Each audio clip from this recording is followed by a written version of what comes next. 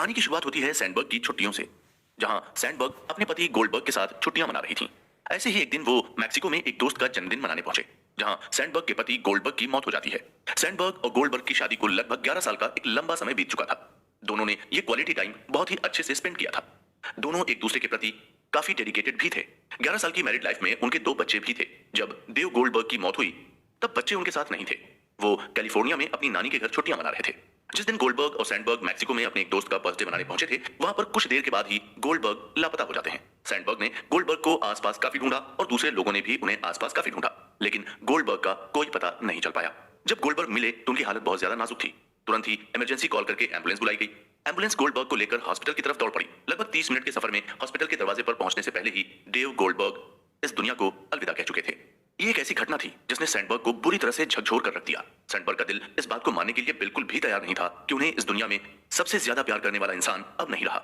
इस दुनिया में उन्हें अकेला छोड़कर इस दुनिया से जा चुका है। ये हर इंसान के लिए बहुत ही बुरा समय होता है, लेकिन इसी के साथ जब एक महिला एक पत्नी और माँ दोनों के रोल में होती है, तब उसके लिए ऐसी घटनाएं सबसे ज्यादा हर्ट करने वाली होती हैं। सैंडबर्ग के लिए अपने पति को खोना सबसे बड़ी दुर्घटना तो थी, साथ ही साथ एक दुख उनका और इंतजार कर रहा था। कैलिफोर्निया में अपने बच्चों को उनके पिता की डेथ की सूचना देना।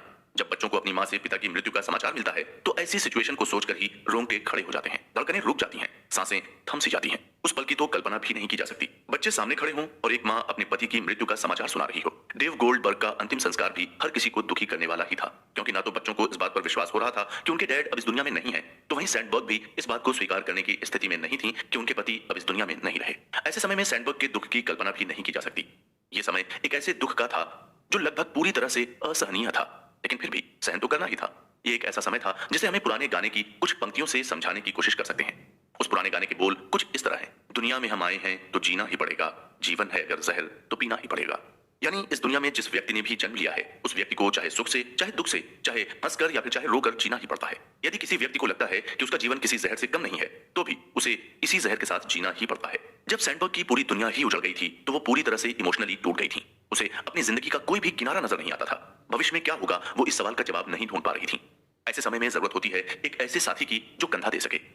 जरूरत होती है एक ऐसे दोस्त की जो दुख की इस घड़ी से उन्हें बाहर निकलने में मदद कर सके। इस दुनिया में ऐसे बहुत से लोग हैं जो ऐसी बुरी सिचुएशन में फंस जाते हैं और जीवन से पूरी तरह से निराश हो जाते हैं। ऐसे लोगों की बुरी किस्मत ही कही जा सकती है कि उन्हें संभालने वाला और दुख की इस घड़ी से बाहर निकालने वाला कोई साथी नहीं मिलता। लेकिन सैंडबर्ग की किस्मत इतनी खराब नहीं थी। उनके पास एक ऐसा साथी भी था जो उनके जीवन की इस डूबती नैया को किनारे पर ला सकता था। सैंडबर्ग की लाइफ में उस समय एक साइकोलॉजिस्ट एडम ग्रांट की एंट्री होती है। एडम ग्रांट सैंडबर्ग के फैमिली फ्रेंड थे। जिस सिचुएशन में सैंडबर्ग जी रही थी, उस सिचुएशन में सबसे ज्यादा जरूरत एक साइकोलॉजिस्ट की ही होती है। और यदि ऐसे समय में एक साइकोलॉजिस्ट मिल भी जाए और साथ ही साथ वो यदि आपका फैमिली फ्रेंड भी हो, तो ऐसी स्थिति में मिले फ्रेंड को सोने पर सुहागा कहा जा सकता है, क्योंकि ऐसा व्यक्ति आपको एक साइकोलॉजिस्ट से लेकर एक बेस्ट फ्रेंड की तरह आपका साथ निभा सकता है। एडम ग्रांट ने सैंडबर्ग की इस सिचुएशन को देखकर तय किया कि वो उन्हें इस सिचुएशन से जल्द ही बाहर निकालेंगे। उन्होंने सैंडबर्ग को बताया कि रेजिलियंस किसी व्यक्ति की एक निश्चित विशेषता नहीं होती है, बल्कि लोग इसका सीक्रेट जानकर इसे डेवलप कर सकते हैं। रेजिलियंस जिंदगी का एक ऐसा गुण है जो किसी भी तरह की बुरी सिचुएशन से आपको बड़ी ही आसानी से बाहर निकाल सकता है। साथ ही साथ ये आपको ऐसी बुरी सिचुएशन से बाहर निकालकर मजबूत भी बनाता है। एडम ग्रांट ने सैंडबर्ग को रेजिलियंस के बारे में गहराई से समझाना शुरू किया। एडम ग्रांट ने सैंडबर्ग को रेजिलियंस के फायदे बताए, तो सैंडबर्ग के मन में रेजिलियंस के बारे में और ज्यादा जानने की इच्छा जागने लगी। जब सैंडबर्ग ने देखा कि रेजिलियंस सच में एक ताकतवर गुण है, तो उन्होंने इस पर अपना रिसर्च करने का प्लान तैयार किया। उन्होंने तय किया कि वो एडम ग्रांट के साथ मिलकर रेजिलियंस पर काम करेंगी और इस टॉपिक पर और ज्यादा गहराई से रिसर्च करते हुए इसे आगे बढ़ाने में सहयोग भी करेंगे। सैंडबर्ग रेजिलियंस के बारे में ज्यादा से ज्यादा जानकर ये जानने की कोशिश करने लगी कि रेजिलियंस किस तरह से जिंदगी में आगे बढ़ने के लिए उपयोगी हो सकता है। रेजिलियंस किस तरह से लोगों की जिंदगियों को बदल सकता है। पूरी तरह से मेंटली डिस्टर्ब या इस दुनिया से हार चुके व्यक्ति को रेजिलियंस किस तरह से जिंदगी की राह दिखा सकता है, किस तरह से उन्हें जीने के लिए मोटिवेट कर सकता है। सैंडबर्ग ने रेजिलियंस के बारे में बहुत सारी इंपॉर्टेंट चीजें सीखी, उन्हें अप्लाई भी किया और उनके रिजल्ट को भी महसूस किया। सैंडबर्ग ने अपनी इस रिसर्च के दौरान सबसे पहले 3PS नाम की कॉन्सेप्ट का पता लगाया। उनके अनुसार ये कॉन्सेप्ट किसी भी डिमोटिवेट हो चुके व्यक्ति को मोटिवेट करने का सबसे अच्छा और सबसे पावरफुल तरीका है। 3PS कॉन्सेप्ट यानी कॉन्सेप्ट क्या है और ये किस तरह से किसी भी व्यक्ति के जीवन पर प्रभाव डाल सकती है, किस तरह से उनके जीवन में बदलाव ला सकती है, जानेंगे अगले एपिसोड में। भूमिका। क्या आपने कभी ऐसा सोचा है कि आज आपके पास पैसा है, कल नहीं होगा तो क्या करेंगे? आज आपके पास कोई इंसान है और वो कल अगर आपके साथ नहीं होगा तो क्या करेंगे? माफ करिएगा अगर ये बातें आपको अशुभ लग रही हैं, लेकिन रियलिटी से इन बातों का 100% लेना देना है और हर इंसान को यह समझना चाहिए कि उसकी जिंदगी के हर एक पहलू का एक दूसरा ऑप्शन होना चाहिए। इसे ही हम ऑप्शन बी कहते हैं। जब जीवन में दुख आने लगते हैं, तब लगता है कि जीवन में दुख कभी खत्म ही नहीं होंगे। चारों ओर निराशा सी दिखाई देती है, कहीं भी उम्मीद की किरण नजर नहीं आती। ऐसे समय में जरूरत होती है एक ऐसे दोस्त की जिसके साथ हम अपने सुख दुख बांटकर अपने दुख को हल्का कर सकें। जरूरत होती है एक ऐसे साथी की जिसके कंधे पर सर रखकर अपने दुख को हल्का किया जा सके। जरूरत होती है एक ऐसे साइकोलॉजिस्ट की जो दुख की नब्ज को पकड़कर हमें दुख से बाहर निकाल सके। जब हम किसी को खो देते हैं तो वही हमारे लिए सबसे बड़ी दुख की घड़ी होती है। ऐसी स्थिति में खुद को संभालना बहुत ही मुश्किल हो जाता है। खुद को उसकी यादों से बाहर निकालकर अपने आप को मजबूती से खड़ा करने में बड़ी परेशानी का सामना करना पड़ता है। अधिकतर दुख का कारण व्यक्ति की यादों को अपने जीवन की भविष्य की घटनाओं से भी जोड़कर देने से होता है। इसे लिखा है एडम ग्रांट और शेरिल सैंडबर्ग ने। ऑप्शन बी एक ऐसी बुक समरी है जो आपको यह समझाने का प्रयास करती है कि किसी के चले जाने से जिंदगी खत्म होती है, हालांकि उस इंसान के साथ हमारा जो रिश्ता होता है वो कभी खत्म नहीं होता। ये बुक समरी सैंडबर्ग के उस संघर्ष को बताती है जिसमें वो अपने पति की मौत के बाद खुद को कैसे संभालती हैं, कैसे वो अपने आप को आगे की जिंदगी के लिए खुद को तैयार करती हैं। इस समरी में इस बात को बड़ी ही बेहतरीन ढंग से समझाने का प्रयास किया गया है कि जीवन को एक बार फिर से शुरू किया जा सकता है, क्योंकि जीवन एक लगातार चलने वाली प्रोसेस है और ये कभी नहीं रुकती। ऑप्शन बी बुक समरी हमें यह बताती है कि लाइफ की कैसी भी सिचुएशन हो, हमें हमेशा ऑप्शन बी तैयार रखना चाहिए। ऑप्शन बी बुक के बारे में मलाला यूसुफजई लिखती हैं कि यह काफी बेहतरीन किताब है। यह हमें बताती है कि जीवन की मुश्किलों से कैसे निपटा जाता है, किस तरह हम अपने लिए सेकेंडरी ऑप्शन तैयार कर सकते हैं।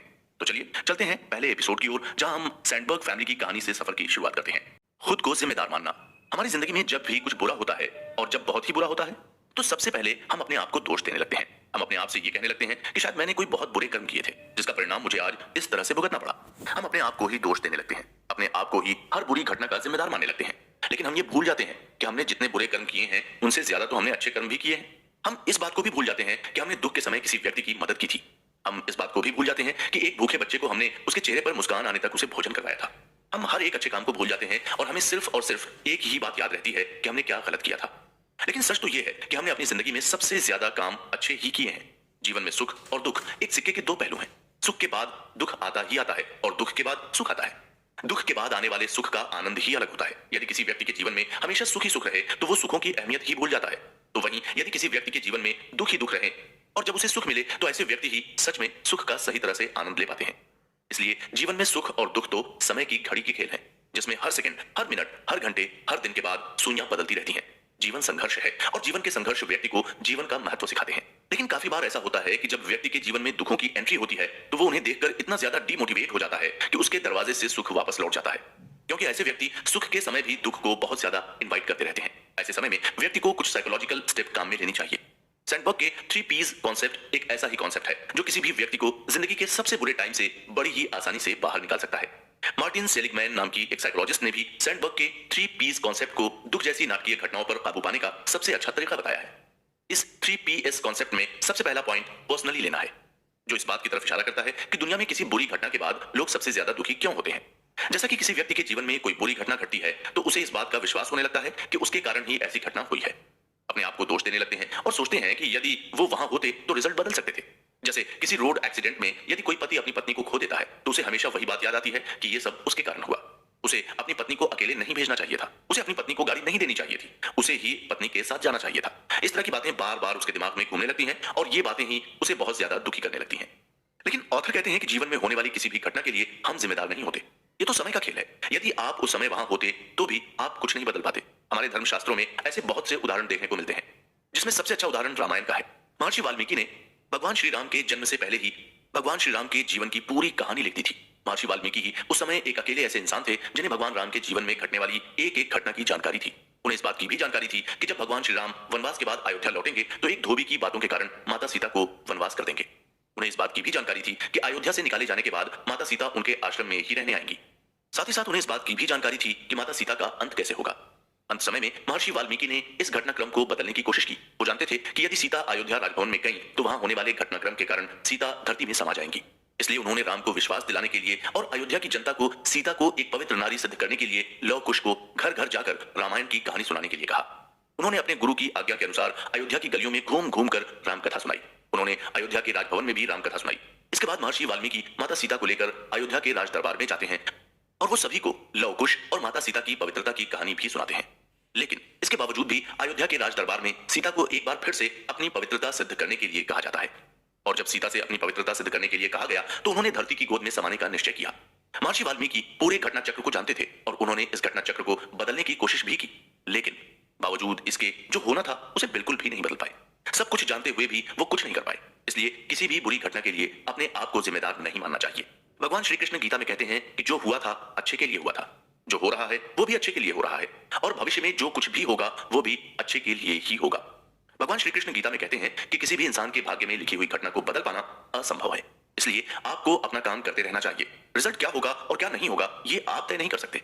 भगवान श्री कृष्ण की ये बातें मनुष्य को यही बताती हैं कि जीवन में होने वाले किसी भी घटना पर मनुष्य का वश नहीं होता।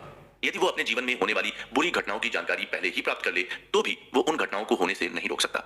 भारतीय हिंदू शास्त्र के धर्म ग्रंथों का कहना है कि हमारा यह संसार एक फिल्म के जैसा है, जहां पर हर एक व्यक्ति अपने अपने हिस्से की एक्टिंग कर रहा है। हर व्यक्ति को अपनी एक्टिंग करने की जिम्मेदारी मिली हुई है।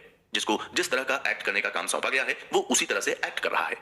यदि आपके जीवन में कोई इंसान आता है तो भी वो एक एक्टिंग ही कर रहा होता है, और जब कोई इंसान आपकी जिंदगी से चला जाता है तब भी आप एक्ट ही कर रहे होते हैं। जिस तरह से एक फिल्म की स्क्रिप्ट पहले ही लिख दी जाती है और एक्टर को उसी स्क्रिप्ट के बेस पर अपनी एक्टिंग करनी होती है, ठीक उसी तरह से हमारी भी स्क्रिप्ट पहले से ही तैयार है और हम अपने हिस्से की एक्टिंग कर रहे हैं। इसलिए जीवन में होने वाली किसी भी बुरी घटना के लिए अपने आप को जिम्मेदार नहीं मानना चाहिए, क्योंकि अपने आप को जिम्मेदार मानने से सबसे बड़ा नुकसान आपको यह होता है कि आप दुख की इस घड़ी से बाहर आने की अपेक्षा और ज्यादा दुखी होने लगते हैं।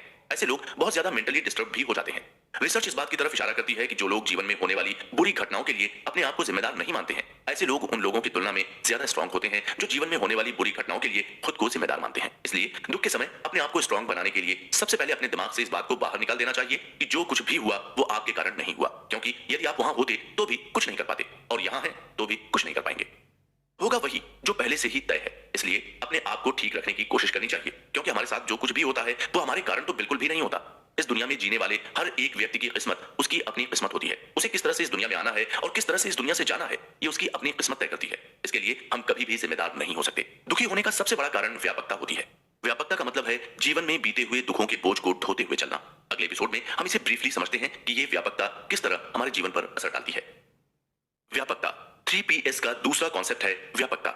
जीवन में आने वाली बुरी घटनाओं के प्रति बहुत से लोगों के मन में व्यापकता सी होती है। यहाँ पर व्यापकता का मतलब उस घटना से जीवन के हर एक हिस्से को जोड़कर देखना है। हमारे आसपास बहुत से लोग हमें ऐसे मिल जाएंगे जो इस तरह की धारणाओं पर अपना जीवन जीते हैं। उन्हें लगता है कि यदि उनके जीवन में किसी एक चीज की कमी है तो उस कमी के कारण वो अपने जीवन को कंप्लीट नहीं कर पाएंगे। उन्हें लगता है कि जैसे उनका जीवन ही रुक जाएगा।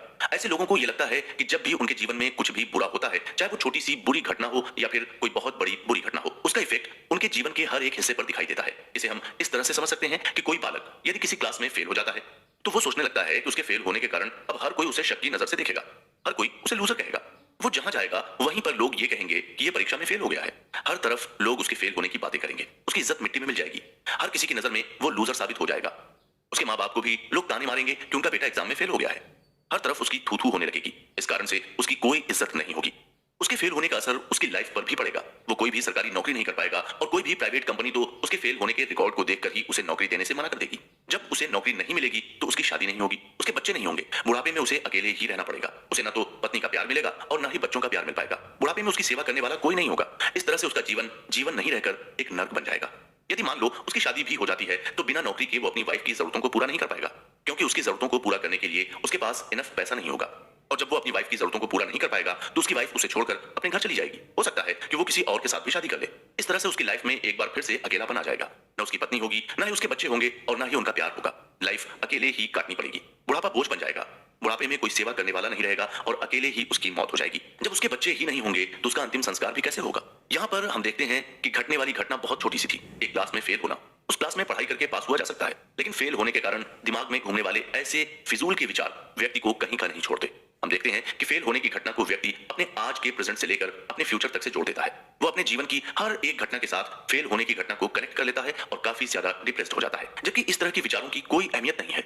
रिजल्ट इसके अलग भी हो सकते हैं। इस तरह के लोग अपने आप में ही ऐसे ऐसे विचार बुनने लगते हैं कि उनसे बनने वाले जाल में फंस जाते हैं और बहुत ज्यादा दुखी रहने लगते हैं। उन्हें अपने इस दुख से बाहर आने का कोई रास्ता भी नजर नहीं आता।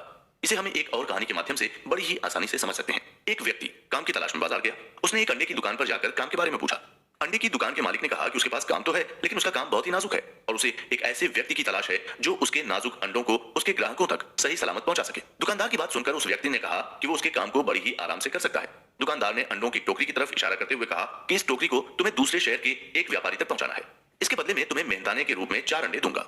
व्यापारी के इस प्रस्ताव को सुनकर वो व्यक्ति अंडे पहुंचाने के लिए तैयार हो जाता है और अंडों की टोकरी को सर पर उठाकर दूसरे शहर की तरफ चला जाता है। कुछ दूर जाने के बाद उसके मन में आज मिले काम के बदले उसका फ्यूचर क्या होगा इसके विचार आने लगते हैं। वो अपने फ्यूचर की प्लानिंग करने लगता है। जब उसे यहाँ से 4 अंडे मिलेंगे तो वो उन अंडों को घर ले जाकर रख देगा। वो इंतजार करेगा 4 अंडों से मुर्गियों के बाहर निकलने का। जब मुर्गी के बच्चे अंडों से बाहर आ जाएंगे तो वो उन्हें पालकर बड़ा कर लेगा। वो 4 मुर्गियां हर रोज अंडे देंगी और उनमें से आधे अंडों को वो बाजार में बेच देगा और आधे अंडों से मुर्गियों के बाहर निकलने का इंतजार करेगा। इस तरह से उसके पास बहुत सारी मुर्गियां हो जाएंगी और धीरे धीरे उसके पास मुर्गियों की संख्या बढ़ते बढ़ते हजारों में हो जाएगी। तो दूसरी तरफ मुर्गियों से मिलने वाले अंडे को बाजार में बेचकर पैसे भी कमा लेगा। जब उसके पास बहुत सारी मुर्गियां हो जाएंगी तो वो शहर का सबसे बड़ा व्यापारी बन जाएगा। इसके बाद वो एक सुंदर सी लड़की से शादी करेगा, उसके बच्चे होंगे और वो उन बच्चों के साथ खेलेगा।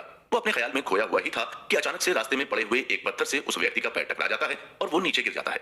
नीचे गिरते ही उसके सर पर रखा हुआ अंडों का टोकरा भी नीचे गिर जाता है। उसमें रखे हुए सभी अंडे टूट जाते हैं। अपने अंडों को टूटा हुआ देखकर उसे सबसे ज्यादा दुख इस बात का होता है कि उसका तो पूरा भविष्य ही बर्बाद हो गया, जबकि उसके भविष्य की शुरुआत तो हुई भी नहीं थी। लेकिन व्यापकता वाले लोग किसी भी घटना को अपने जीवन के हर एक हिस्से से इस तरह से जोड़कर देखने लगते हैं कि जैसे उनका जीवन ही रुक जाएगा, जबकि इस तरह की बातें फिजूल की बातें होती हैं, उनका कोई भी मतलब नहीं होता। ऐसे लोगों को हमेशा लगता है कि उन्हें उनके बच्चे पसंद नहीं करते। उन्हें लगता है कि उनकी टीम मैच हार जाएगी और जब उनकी टीम मैच हार जाएगी तो उनके देश से वो खेल पूरी तरह ही खत्म हो जाएगा। लेकिन ऑथर कहते हैं कि इस तरह की बातें सिर्फ और सिर्फ एक मनोवैज्ञानिक झुकाव होते हैं, इसमें किसी तरह की कोई रियलिटी नहीं होती। इसलिए जब भी जीवन में कोई भी बुरी घटना घटित हो जाए तो ऐसे दुख के समय में उस घटना को अपने जीवन के किसी भी हिस्से से जोड़कर नहीं देखना चाहिए, नहीं तो जीवन में दुख काफी ज्यादा बढ़ सकता है। इसे इस तरह से समझना चाहिए कि जब महल का एक खंभा गिर जाता है तो उसके गिरने से पूरा महल नहीं गिरता, महल फिर भी खड़ा रहता है। इसलिए किसी भी तरह के नुकसान के कारण पूरी जिंदगी को खराब नहीं किया जा सकता। इसलिए अपने आप को दुख के समय ऐसे व्यापकता वाले दृष्टिकोण से बाहर निकालना ही सबसे इंपॉर्टेंट होता है। जीवन में समय ही सब कुछ तय करता है और ये किस तरह से जीवन में होने वाले बदलाव के लिए जिम्मेदार होता है जानेंगे अगले एपिसोड में। समय के साथ सब कुछ बदल जाता है। जीवन एक लगातार चलने वाली प्रोसेस है, ये कभी नहीं रुकता। जब आप नहीं थे तब भी ये चल रहा था और जब आप नहीं होंगे तब भी ये इसी तरह से चलता रहेगा। जीवन पर किसी के आने और जाने का कोई प्रभाव नहीं होता। जीवन निरंतरता का ही एक नाम है। लेकिन इस दुनिया में बहुत सारे लोग ऐसे होते हैं जो इस निरंतरता को स्वीकार नहीं कर पाते। जब उनके साथ कोई बुरी घटना घटित होती है तो उन्हें लगता है कि अब उनके जीवन में कभी भी कुछ भी अच्छा नहीं होगा, उनका जीवन अब ऐसी ही बुरी घटनाओं से गुजरता रहेगा।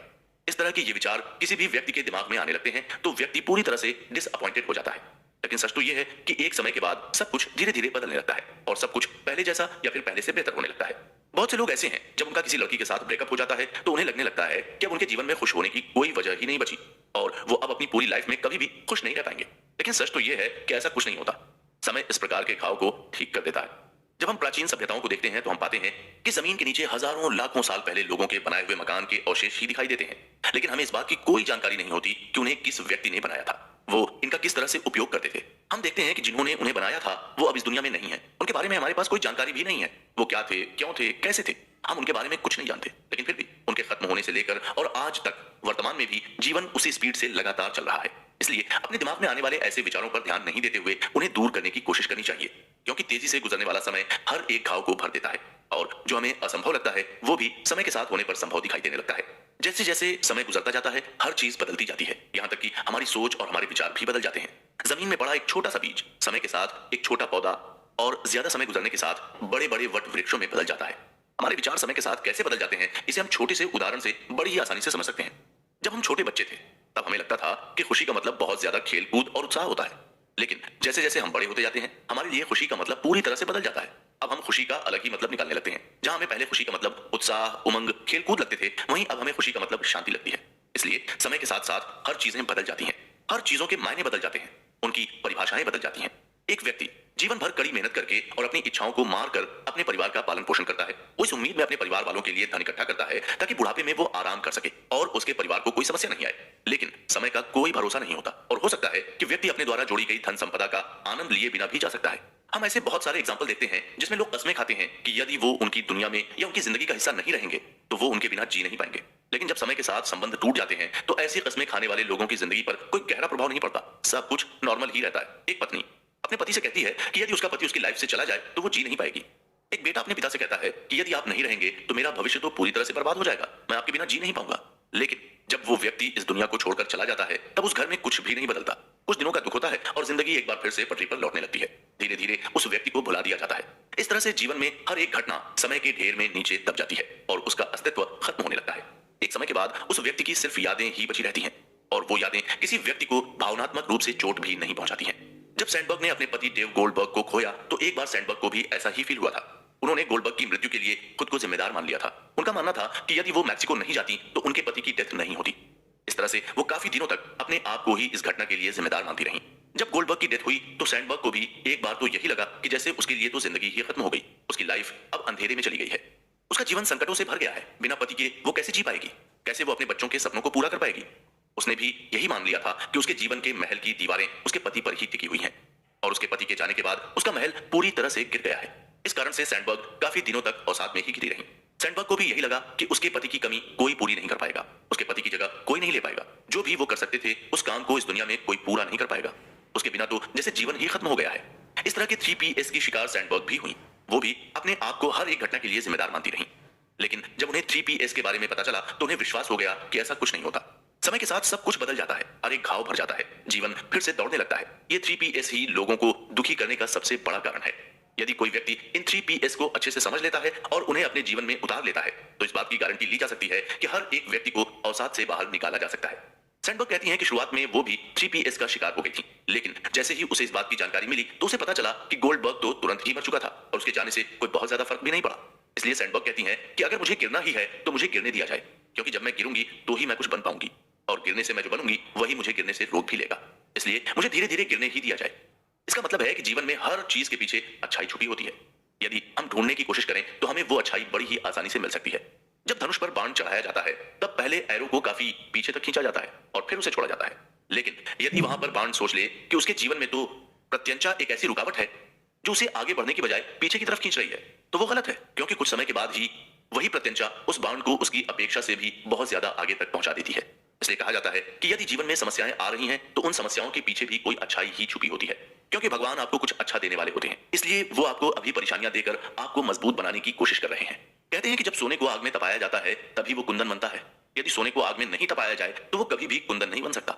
ठीक इसी तरह से यदि आपको भी जीवन में कुंदन बनना है तो पहले आपको भी तपना होगा। डॉक्टर एपीजे अब्दुल कलाम कहते थे कि यदि आकाश में सूर्य की तरह चमकना है तो पहले सूर्य की तरह जलना भी होगा। इसलिए जीवन में आने वाली हर एक बुराई के पीछे अच्छाई खोजने की कोशिश करेंगे तो जीवन बहुत ही सुंदर बन जाएगा। जीवन में आने वाली हर एक परेशानी आपको सोने से कुंदन बनाने के लिए और आकाश में सूर्य की तरह चमकने की काबिलियत देने के लिए आती है। जीवन में सफलता का मूल मंत्र क्या है? जीवन में दुखों को दूर करके जीवन को किस तरह से आगे बढ़ाया जा सकता है, जानेंगे अगले एपिसोड में। आभार व्यक्त करना सीखें। जब जीवन से कोई व्यक्ति चला जाता है तो उसे भुला पाना इतना आसान भी नहीं होता। उसकी यादें बार बार हमें याद आती रहती हैं और उस व्यक्ति की कमी को महसूस करवाती हैं। इसलिए जब गोल्डबर्ग की डेथ हुई तो सैंडबर्ग अपने दुखों से बहुत ज्यादा अंदर तक जकड़ चुकी थी। उसे ऐसा कोई भी रास्ता दिखाई नहीं दे रहा था जिसके बेस पर वो ये कह सकें कि वो जिंदगी के किसी मोड़ पर कभी अपने इस दुख से बाहर निकल पाएंगी। उन्हें ऐसा कुछ भी महसूस नहीं हो रहा था जिसके बेस पर वो इस बात का दावा कर पाती कि वो बहुत ही जल्दी इस दुख से बाहर निकल पाएंगी। लेकिन सैंडबर्ग की जिंदगी में आए ग्रांट ने उन्हें बताया कि अपना ध्यान पॉजिटिव थॉट्स की तरफ मोड़ने की कोशिश करो। दिमाग में आने वाली हर एक नेगेटिविटी को पॉजिटिव थॉट से रिप्लेस करने की कोशिश करो। हर उस चीज के लिए आभारी महसूस करो जो इस समय तुम्हारे पास है। अपने बच्चों के प्रति थैंकफुल होने का रवैया अपनाइए। सैंडबर्ग कहती हैं कि ग्रांट ने जब उन्हें ये बताया कि मनोवैज्ञानिक विषयों पर होने वाली रिसर्च भी इस बात की तरफ इशारा करती है कि जो लोग दुख के समय पॉजिटिव रहते हैं और मिलने वाली हर एक चीज के प्रति थैंक यू का भाव रखते हैं, ऐसे व्यक्ति उन लोगों की तुलना में अधिक खुश रह पाते हैं जो पूरी तरह से नेगेटिविटी से घिरे होते हैं। ग्रांट ने सैंडबर्ग को ऐसे कामों की या चीजों की लिस्ट बनाने का काम दिया जिसके प्रति वो आभारी महसूस कर सकती थी। सैंडबर्ग कहती हैं कि जब उनके पति की डेथ हुई तब मुझे बहुत ज्यादा मुश्किलों का सामना करना पड़ा। सबसे ज्यादा मुश्किल तो उसे लोगों से बात करने में आई, क्योंकि जब भी वो लोगों से बात करती तो बहुत ज्यादा इमोशनल हो जाती थी। उनमें से कुछ ऐसे लोग भी होते थे जो जानते थे कि क्या कहना चाहिए, जबकि उनमें से कुछ लोगों को इस घटना से कोई फर्क नहीं पड़ता था। वो इस घटना को पूरी तरह से निग्लेक्ट करते थे। सैंडबर्ग कहती हैं कि जब गोल्डबर्ग की मौत हुई तो 1 महीने तक उसकी मां उसके साथ ही रही थी, क्योंकि उन्हें लगता था कि मैं अपने आप को संभाल नहीं पाऊंगी। तो वहीं मुझे 6 महीने तक हर दिन मेरे भाई का फोन आता रहा, लेकिन इसके बाद ये सिलसिला धीरे धीरे कम हो गया और एक दिन तो ऐसा भी आया कि ये सिलसिले पूरी तरह से बंद हो गए। सैंडबर्ग कहती हैं कि तब मैंने अपने आप को इस तरह से तैयार किया कि गोल्डबर्ग की मौत हुई है, लेकिन उसके साथ मेरा रिश्ता कभी खत्म नहीं हुआ। सैंडबर्ग कहती हैं कि जब आपकी जिंदगी से आपका पार्टनर चला जाता है तब ऐसी स्थिति में आप उससे कितना प्यार कर सकते हैं, आप उसे छू नहीं सकते, आप उसे पकड़ नहीं सकते और आप उससे बात भी नहीं कर सकते। ऐसी स्थिति में आप किसी और के साथ डेट पर जा सकते हैं, किसी और से प्यार भी कर सकते हैं, लेकिन आप कभी भी उन्हें उनके जाने के बाद भी उतना ही प्यार कर सकते हैं जितना उन्हें पहले करते थे, क्योंकि मृत्यु एक जीवन को समाप्त कर सकती है लेकिन एक रिश्ते को कभी भी खत्म नहीं कर सकती। सैंडबर्ग कहती हैं कि जीवन में विश्वास एक बहुत बड़ी चीज होती है। यदि आप अपने ऊपर विश्वास रखते हैं और इस बात पर विश्वास करते हैं कि किसी व्यक्ति के जाने से उस व्यक्ति की सिर्फ मृत्यु होती है, उसके साथ जो रिश्ता होता है वो कभी खत्म नहीं होता, तो ऐसी स्थिति में आपका जीवन बहुत ही आसान हो जाता है और आपको अपने डिप्रेशन से बाहर निकलने का रास्ता भी मिल जाता है। विश्वास कितनी बड़ी चीज होती है इसे हम एक छोटी सी कहानी से बड़ी ही आसानी से समझ सकते हैं। एक 8 साल का लड़का अपने हाथ में 1 रुपए का सिक्का दबाए हुए बाजार में घूम रहा था। उसने एक दुकान पर जाकर पूछा कि क्या तुम्हारी दुकान पर ईश्वर मिलते हैं? जब दुकानदार ने उस बालक की बात सुनी तो उसने उसे डांट कर भगा दिया। उसने कहा कि कैसा पागल लड़का है, क्या मांग रहा है। वो फिर दूसरी दुकान पर गया और उसने कहा कि क्या आपकी दुकान पर ईश्वर मिल सकते हैं? उस दुकानदार ने भी जब उस बालक की बात सुनी तो उसे वहां से भगा दिया। लेकिन बालक ने हिम्मत नहीं हारी, क्योंकि उसे विश्वास था कि उसे ईश्वर इसी बाजार में किसी दुकान में सिर्फ 1 रुपए में बड़ी ही आसानी से मिल जाएंगे। वो हर दुकान पर जाता और दुकानदार को 1 रुपए का सिक्का देता। सिक्का देने के बाद कहता कि उसे ईश्वर चाहिए, यदि आपकी दुकान पर ईश्वर है तो मुझे दे दीजिए। हर जगह से उसे डांट ही मिलती और उसे भगा दिया जाता। ऐसे ही लगभग 30 से 40 दुकानों के चक्कर काटने के बाद भी उस बालक को ईश्वर नहीं मिले। लेकिन बालक ने हार नहीं मानी। उसे पूरा यकीन था कि बाजार में ही उसे कहीं ना कहीं ईश्वर मिलेंगे। ऐसे ही एक दुकान पर वो लड़का जाता है और 1 रुपए का सिक्का दुकानदार को देते हुए कहता है कि क्या तुम्हारी दुकान में ईश्वर मिलेंगे? दुकानदार ने पूछा कि तुम्हें ईश्वर क्यों चाहिए? पूरे बाजार में बालक से किसी ने भी इस तरह का सवाल नहीं पूछा था, इसलिए बालक को इस बात की थोड़ी सी उम्मीद बंधी कि शायद इस दुकान पर उसे ईश्वर जरूर मिल जाएंगे। बालक ने कहा कि मेरी माँ बहुत बीमार है और अस्पताल में भर्ती है। मेरी माँ ही मुझे खाना बनाकर खिलाती है। यदि मेरी माँ मर गई तो मुझे खाना कौन खिलाएगा? डॉक्टर कहते हैं कि उसे अब ईश्वर ही बचा सकता है, इसलिए यदि आपकी दुकान में ईश्वर है तो मुझे दे दीजिए ताकि मेरी माँ बच सके।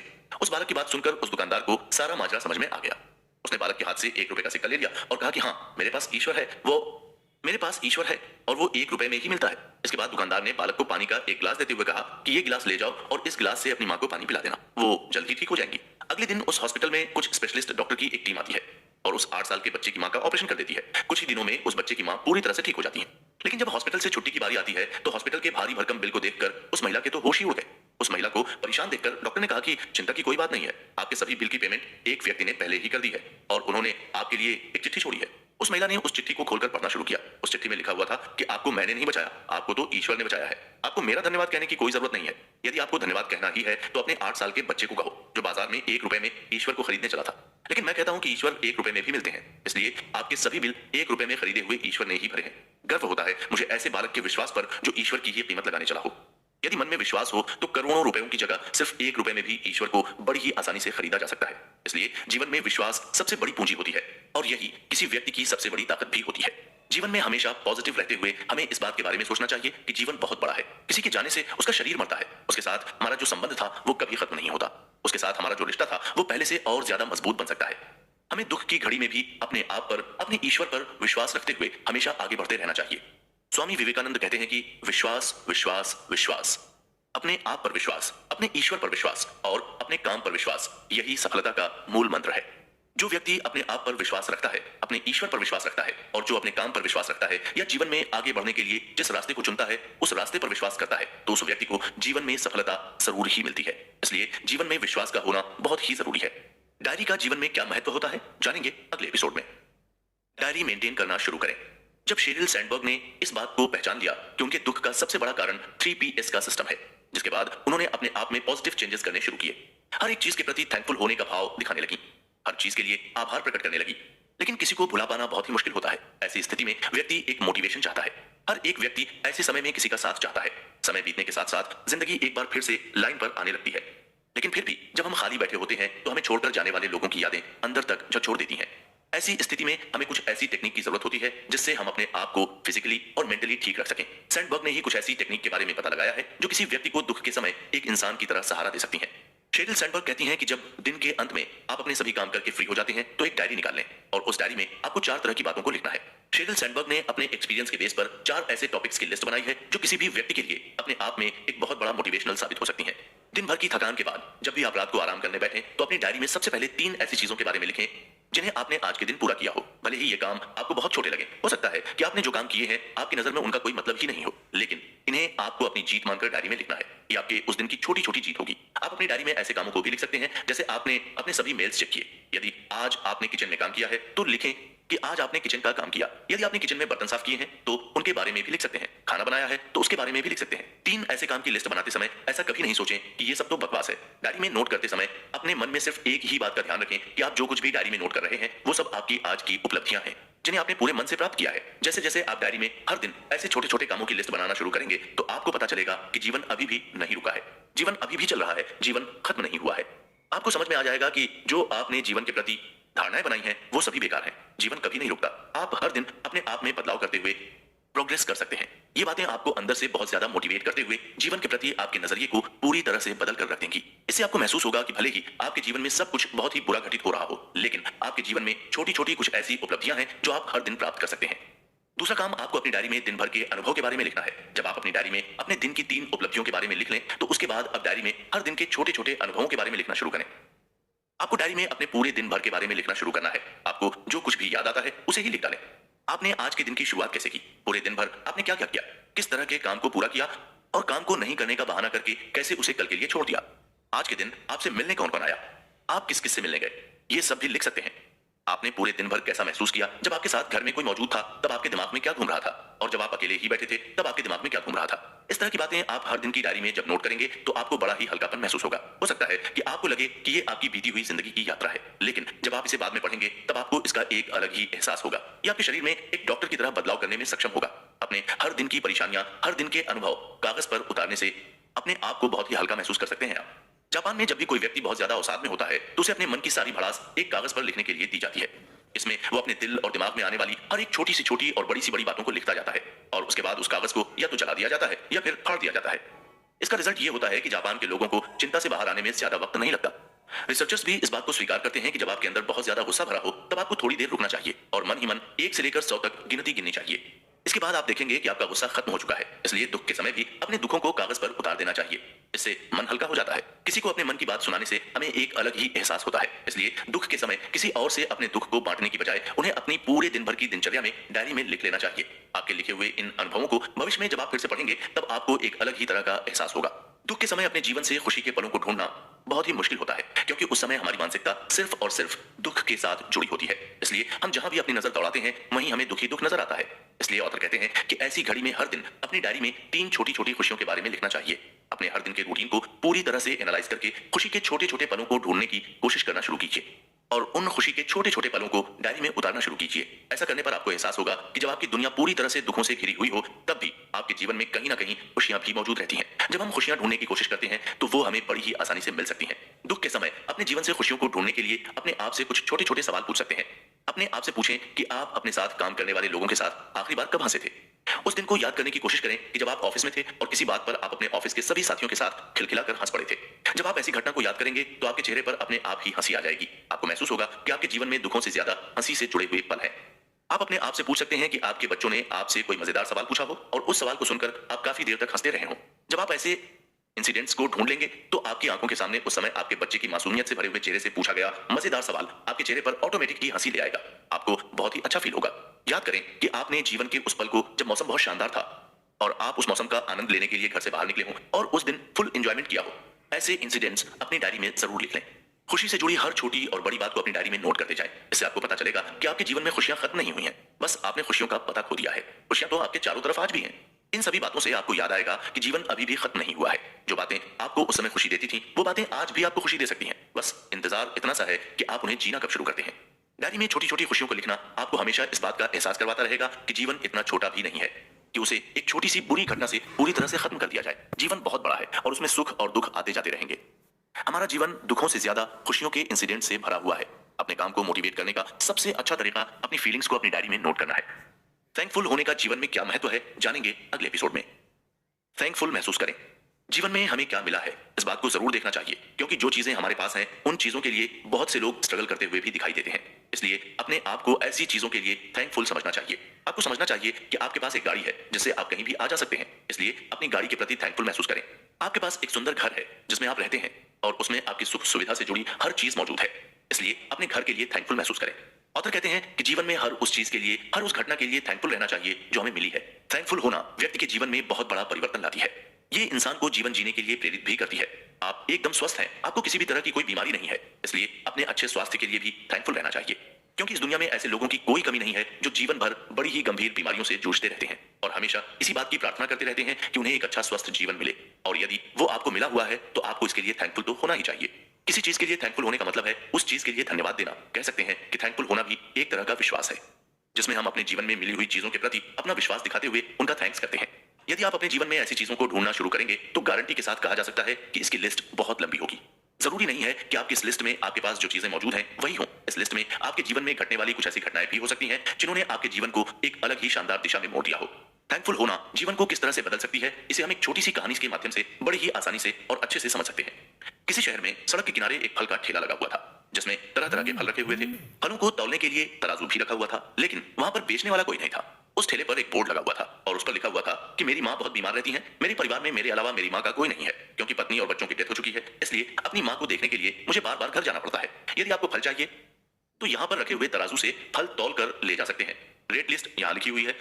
उस रेट लिस्ट से आपके जितने रुपए बनते हैं उतने रुपए आप यहाँ रखे हुए बोरे के नीचे रखकर जा सकते हैं। यदि आपके पास पैसे नहीं है और आपको फलों की जरूरत है तो आप फ्री में भी यहाँ से फल ले जा सकते हैं। इसके लिए आपको पूरी छूट है। इस बोर्ड को पढ़कर एक व्यक्ति ठेले पर आता है। उसने अपने हाथों से फल तौले और रेट लिस्ट से हिसाब लगाकर पैसे जैसे ही बोरी के नीचे रखने के लिए बोरे को उठाया तो उसे बहुत ही अच्छा महसूस हुआ, क्योंकि वहां पर पैसे रखे हुए थे। वो व्यक्ति पैसे रखकर चला गया। अचानक शाम को वही व्यक्ति घूमते घूमते उसी सड़क पर आ जाता है और देखता है कि उस ठेले को एक बूढ़ा व्यक्ति धक्का लगाकर घर ले जा रहा था। उस व्यक्ति ने ठेले वाले से पूछा कि क्या आपका काम इस बोर्ड से चल जाता है, क्या कभी आपको नुकसान नहीं होता? तो उस व्यक्ति ने कहा कि मेरी माँ हमेशा बीमार रहती है और उसकी सेवा करने वाला सिर्फ मैं ही हूँ। मैं जब भी उससे छोड़कर बाहर आने की कोशिश करता हूँ तो वो मुझे पकड़कर कहती है कि तू मुझे अकेला छोड़कर मत जा, क्योंकि मेरा जी घबराने लगता है। अब ऐसे में घर का खर्च कैसे चले? तो ऐसे ही एक दिन मैंने अपनी माँ से कहा कि माँ, मुझे भी तो तेरे पास बैठना अच्छा लगता है और मेरा मन भी तुझे अकेला छोड़कर जाने का नहीं करता, लेकिन हम दोनों का पेट भरने के लिए कोई काम धंधा तो करना ही पड़ेगा ना, नहीं तो हम दोनों भूखे मर जाएंगे। तो माँ ने कहा कि तू एक काम किया कर, ठेले को सड़क के किनारे लगाकर मेरे पास आ जाया कर, तेरे फल अपने आप बिक जाएंगे। मैंने कहा, माँ, आज की दुनिया में कोई सड़क पर पड़ी हुई चीज को नहीं छोड़ता और तू दुकान लगाने की बात कहती है। ऐसे तो मेरे पास जो थोड़े से पैसे हैं वो भी चले जाएंगे और शाम को कुछ भी हाथ नहीं आएगा। तब माँ ने कहा कि ऐसा नहीं है, तो एक बार कोशिश तो करके देख, मेरे राम सब संभाल लेंगे। मैंने माँ के कहे अनुसार फल का ठेला सड़क के किनारे लगा दिया और उस पर रेट लिस्ट और ये बोर्ड टांग दिया। उस दिन से लोग खुद ही फल लेकर जाते हैं और पैसे भी यहीं रख जाते हैं। आज तक कभी भी मुझे नुकसान नहीं हुआ। जितने फल बिके उतने रुपए मुझे इस बोरे के नीचे रखे हुए मिल जाते हैं। कभी कभी तो लोग फलों के अलावा कुछ सामान भी रख जाते हैं। ऐसे ही एक दिन एक बच्ची ने चावल बनाए और यहाँ रख गई और उस पर लिखा कि माँ के लिए। कभी कोई फूल लग जाता है माँ के लिए, तो कभी कोई कुछ और रख जाता है। ऐसे ही एक डॉक्टर ने तो अपना मोबाइल नंबर यहाँ लिखकर छोड़ दिया कि यदि तुम्हारी माँ की तबीयत किसी दिन बहुत ज्यादा खराब हो जाए तो इस नंबर पर कॉल कर देना, मैं फौरन आ जाऊंगा। ये रूटीन पूरे 2 साल से चल रहा है। इस तरह से मैं तो अपनी माँ, शहर के लोगों और भगवान राम के प्रति बहुत ही थैंकफुल हूँ कि उसने मुझे अपनी माँ की सेवा करने का मौका दिया। मैं शहर के लोगों का भी थैंकफुल हूँ जिन्होंने मेरी मजबूरी का फायदा नहीं उठाया बल्कि मुझे अपने परिवार का सदस्य समझकर मेरी सहायता की। मैं उस भगवान का भी थैंकफुल हूँ जिसने आज तक मेरी माँ का विश्वास नहीं तोड़ा। इस तरह से थैंकफुल होना जीवन में बहुत ही अच्छी अच्छी चीजों को हमारे पास ले आती है। थैंकफुल होना एक ऐसी चीज है जो हमारी फीलिंग्स को पूरी तरह से बदल देती है। जिन लोगों को हम अपनी नजरों से बेकार समझते हैं, यदि हम उनकी अच्छाइयों को देखकर उनके प्रति थैंकफुल हो जाएं, तो हम पाएंगे कि वो लोग भी हमारे लिए बहुत ही अच्छे बन जाते हैं। थैंकफुल होना जीवन का एक ऐसा आभूषण है जिसे जो व्यक्ति पहन लेता है वो जीवन में कभी भी असफलता और दुखों का सामना नहीं करता। उसके जीवन में सब कुछ अच्छा ही होता है। जब कभी उसका समय खराब आता है तब भी उसका साथ देने के लिए पूरी दुनिया उसके साथ खड़ी नजर आती है। इसलिए ऑथर कहते हैं कि थैंकफुल होने से हमारे आसपास का वातावरण बदलने लगता है, क्योंकि हम भी बदलने लगते हैं। इससे हमारे आसपास एक बहुत ही सुंदर और स्वास्थ्य एनवायरनमेंट बन जाता है। जीवन में परिवार और दोस्त किस तरह से डिप्रेशन को कम करने में अपनी भूमिका निभा सकते हैं, जानेंगे अगले एपिसोड में। आपके पास है एक पुश बटन। बुरे समय में होने वाले तनाव के समय लोग किस तरह का व्यवहार करते हैं, इसका पता लगाने के लिए वैज्ञानिकों ने अनेक प्रकार के प्रयोग किए और उन प्रयोगों के बहुत से चौंकाने वाले नतीजे भी सामने आए हैं। ऐसा ही एक प्रयोग वैज्ञानिकों ने कुछ लोगों के साथ किया। वैज्ञानिकों ने लोगों को एक कमरे में बंद कर दिया और उन्हें सबसे मुश्किल काम दिया पजल सॉल्व करने का। सभी को पजल सॉल्व करनी थी। साथ ही साथ वैज्ञानिकों ने उस कमरे में बहुत तेज साउंड भी रखा, जिसकी आवाज इतनी तेज थी कि इसके कारण कुछ लोगों को बहुत तेज पसीना आने लगा, तो वहीं उनकी हार्ट बीट भी बहुत ज्यादा बढ़ गई, उनका ब्लड प्रेशर भी बहुत ज्यादा बढ़ गया। उन्हें माइंड को कंसंट्रेट करने में बहुत ज्यादा मुश्किलों का सामना करना पड़ा और इस कारण उन्होंने पजल सॉल्व करते समय बहुत सारी गलतियां भी की। पजल सॉल्व करना एक ऐसा काम था जिसमें पूरी तरह से कंसंट्रेट रहकर काम करना होता है, जिसे सॉल्व करते समय व्यक्ति को बहुत ज्यादा साइलेंस की आवश्यकता होती है।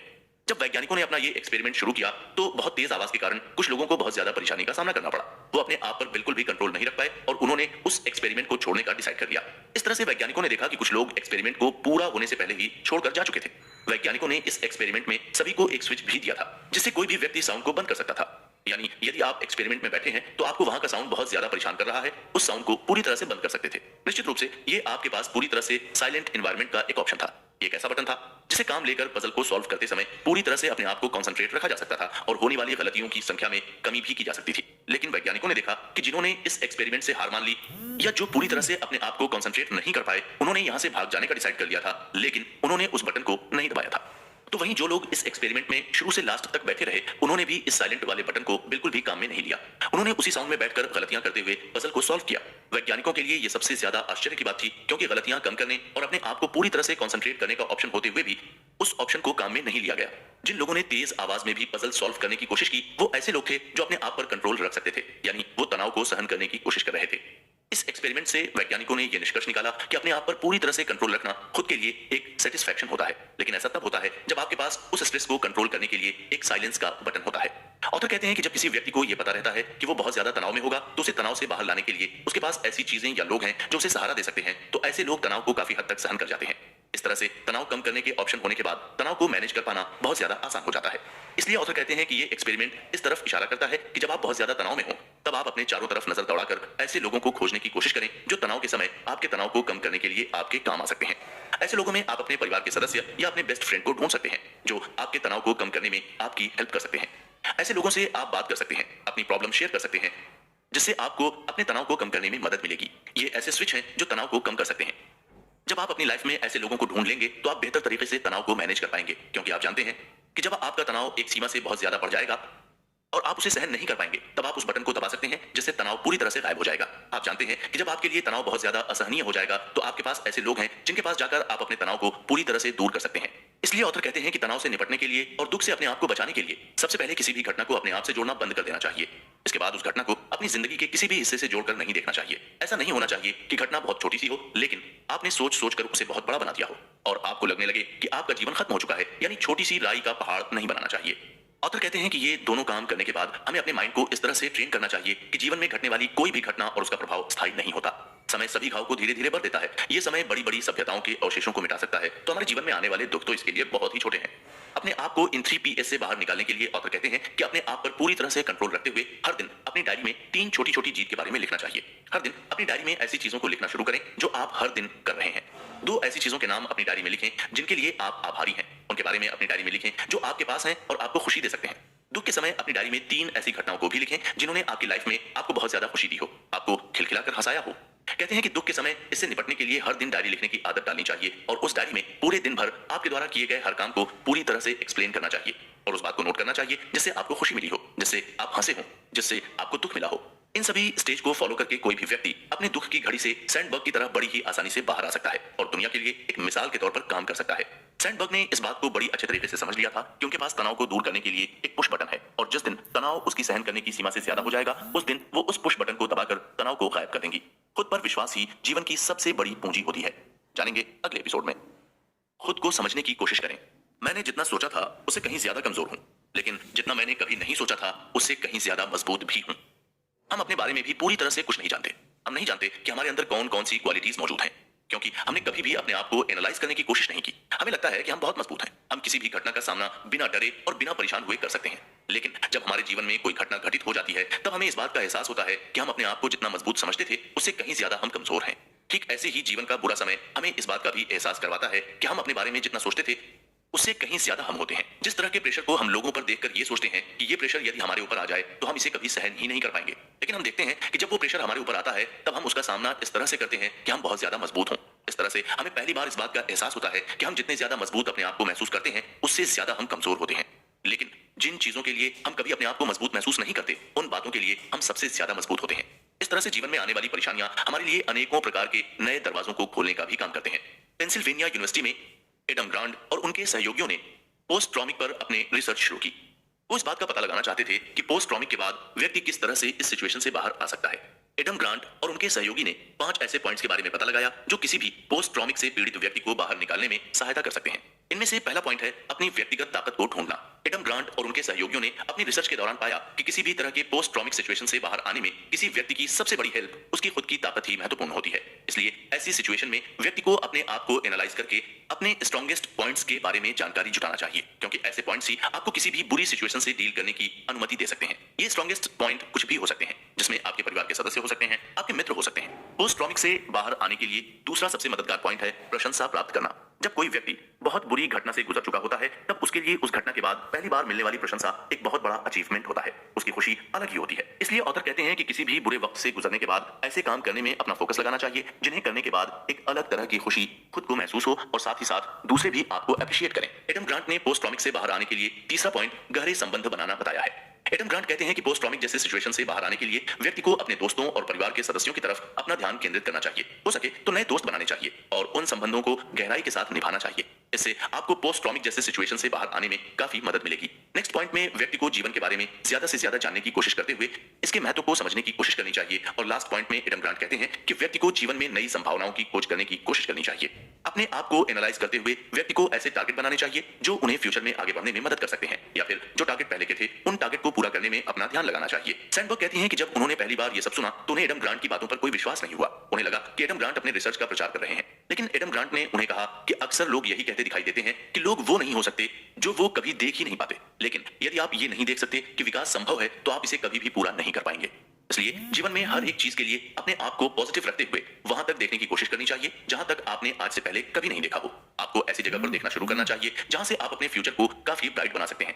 सैंडबर्ग कहती हैं कि उन्हें एडम ग्रांट की बातों पर विश्वास नहीं था, इसलिए उन्होंने उनकी इसी थॉट्स पर आगे बढ़ने का फैसला किया। और जब उन्होंने इन चीजों को अपने ऊपर अप्लाई किया तो उन्होंने पाया कि जीवन में आने वाली बुरी घटनाएं आपको कैदी बना लेती हैं और इस कैद से बाहर निकलने के लिए आपको अपनी एनर्जी और एफर्ट्स लगाने पड़ते हैं। इसलिए ऐसी स्थिति में हमेशा खुशी की तलाश करते हुए आगे बढ़ना चाहिए, क्योंकि खुशी ही एकमात्र ऐसा साधन है जो आपकी जिंदगी से जा चुकी चीजों को फिर से वापस ला सकती है। जिस तरह से किसी बुरी घटना से एक बड़े व्यक्ति को बाहर आने की सबसे ज्यादा जरूरत होती है, ठीक उसी तरह से बच्चों में भी रेजिलियंस बहुत जरूरी है। ऑथर कहते हैं कि बच्चों में रेजिलियंस किस हद तक होगा ये इस बात पर डिपेंड करता है कि बच्चों की परवरिश कैसे हुई है, उनके माता पिता ने उन्हें किस तरह के अवसर उपलब्ध करवाए हैं, बच्चों के माता पिता, शिक्षकों और दोस्तों के साथ संबंध कैसे हैं। ऑथर कहते हैं कि बच्चों में रेजिलियंस का विकास करने के लिए 4 मेन पॉइंट पर काम करना चाहिए। ऑथर कहते हैं कि हमें बच्चों को यह सिखाना चाहिए कि हमारे जीवन पर हमारा ही कंट्रोल है, हम इसे जैसा चाहें वैसा बना सकते हैं। ये हमारे ऊपर ही डिपेंड करता है कि हम बुरी से बुरी सिचुएशन को किस तरह से डील कर पाते हैं। इसलिए हमेशा मजबूत बनते हुए अपने आप पर कंट्रोल रखना सीखना चाहिए। वो कहते हैं कि बच्चों को हमेशा इस बात की सीख देनी चाहिए कि जीवन में असफलता का मतलब ये नहीं होता कि जीवन में सब कुछ खत्म हो चुका है, जबकि जीवन में असफलता का मतलब तो ये होता है कि आपने कोशिश की है, इसलिए अगली बार आप सफल हो सकते हैं। बच्चों को सिखाना चाहिए कि असफलता ही सफलता की गारंटी होती है। जीवन में आने वाली हर असफलता हमें इस बात का एहसास करवाती है कि हमने प्रयास तो किया था, लेकिन हमारे प्रयास में थोड़ी सी कमी रह गई। स्वामी विवेकानंद कहते हैं कि यदि आपके जीवन में कोई भी परेशानी नहीं है तो इसका मतलब साफ है कि आप कुछ भी नया ट्राई नहीं कर रहे हैं। इसलिए हमेशा बच्चों को असफलता के पीछे छिपे हुए पॉजिटिव थॉट्स सिखाने चाहिए, ताकि उन्हें इस बात का विश्वास हो सके कि असफलता मिलने पर सफलता के दरवाजे कभी बंद नहीं होते, बल्कि ये तो सफलता के दरवाजों को खोलने की एक चाबी है। ऑथर कहते हैं कि अपने बच्चों को हमेशा इस बात के बारे में बताएं कि वो मनुष्य हैं और मनुष्य एक ऐसा जीव है जो सबसे ज्यादा बुद्धिमान और सबसे ज्यादा ताकतवर है। वो जीवन में आने वाली हर एक परेशानियों से बड़ी ही आसानी से निपट सकता है। मनुष्य ही एक ऐसा जीव है जिसने सबसे ज्यादा और सबसे तेजी से विकास करते हुए अपने आप को पूरी तरह से डेवलप किया है और हमारी आज नजर आने वाली इस सुंदर दुनिया को बेहतर बनाने के लिए लगातार प्रयास किए हैं। बच्चों को बताना चाहिए कि मनुष्य एक ऐसा जीव है जो कभी हारता नहीं है। विपरीत से विपरीत परिस्थिति में भी मनुष्य हमेशा आगे बढ़ने और उस विपरीत परिस्थिति से कुछ न कुछ अच्छा सीखने की भी काबिलियत रखता है। मनुष्य इस दुनिया का और इस पूरे ब्रह्मांड का सबसे सर्वश्रेष्ठ जीव है जो अपनी ताकत से इस पूरे ब्रह्मांड की शक्ल को बदल सकता है। ऑथर कहते हैं कि बच्चों को हमेशा इस बात की सीख देनी चाहिए कि उनके पास एक सबसे बड़ी ताकत है भरोसा करना, और वो भरोसा अपने आप पर होना चाहिए। जीवन की अंधेरी राहों से मुकाबला करने के लिए जुड़े रहिए हमारे साथ।